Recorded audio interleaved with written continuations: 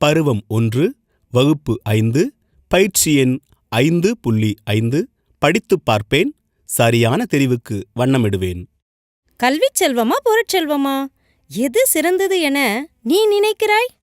நான் கல்விச் செல்வம்தான் சிறந்தது என்று கூறுவேன். அதெப்படி அவ்வளவு திட்டவட்டமாக கூறுகிறாய்? கல்வி கற்காதவர்களை களர் நிலத்திற்கு ஒப்பாவான் என்று பாரதிதாசனாரும், கேடில் வீழ்ச்செல்வம் கல்வி என்று திருவள்ளுவரும் கூறியிருக்கிறார்கள். கல்வியின் சிறப்பை கூறிய திருவள்ளுவர் கூட பொருளில்லார்க்கு இவ்வுலகம் இல்லை என்றே கூறியிருக்கிறார்.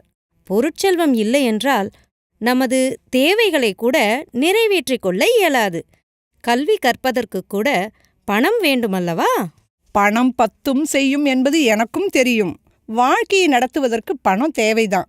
பணம் படைத்தவர்க்கு சொந்த ஊரில்தான் மதிப்பு. கல்வி கற்றவர் சென்ற இடமெல்லாம் சிறப்பு பெறுவர். கல்விச் செல்வமா பொருட்செல்வமா? எது சிறந்தது என நீ நினைக்கிறாய்? நான் கல்விச் செல்வம்தான் சிறந்தது என்று கூறுவேன். அதெப்படி அவ்வளவு திட்டவட்டமாக கூறுகிறாய்? கல்வி கற்காதவர்களை களர் நிலத்திற்கு ஒப்பாவான் என்று பாரதிதாசனாரும், கேடில் வீழ்ச்செல்வம் கல்வி என்று திருவள்ளுவரும் கூறியிருக்கிறார்கள். கல்வியின் சிறப்பை கூறிய திருவள்ளுவர் கூட பொருளில்லார்க்கு இவ்வுலகம் இல்லை என்றே கூறியிருக்கிறார். பொருட்செல்வம் இல்லை என்றால் நமது தேவைகளை கூட நிறைவேற்றிக் கொள்ள இயலாது. கல்வி கற்பதற்குக் கூட பணம் வேண்டுமல்லவா? பணம் பத்தும் செய்யும் என்பது எனக்கும் தெரியும். வாழ்க்கையை நடத்துவதற்கு பணம் தேவைதான். பணம் படைத்தவர்க்கு சொந்த ஊரில்தான் மதிப்பு. கல்வி கற்றவர் சென்ற இடமெல்லாம் சிறப்பு பெறுவர். இந்த பயிற்சியில தமிழரசியும் மலர்விழியும் என்னெல்லாம் பேசுனாங்க உங்களுக்கு புரிஞ்சுதா? இன்னொரு முறை படிச்சு பாருங்க, நல்லாவே புரியும்.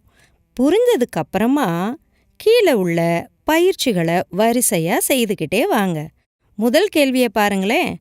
கல்வி கற்காதவன் களர் நிலத்திற்கு ஒப்பாவான் என்று கூறியவர் யார்? இந்த 4 தெரிவுகள், இதுல சரியான விடை எதுன்னு உரையாடலை மீண்டும் ஒரு முறை படித்து பார்த்து கண்டுபிடித்து அதற்கு நேரா நிழலிடலாம்.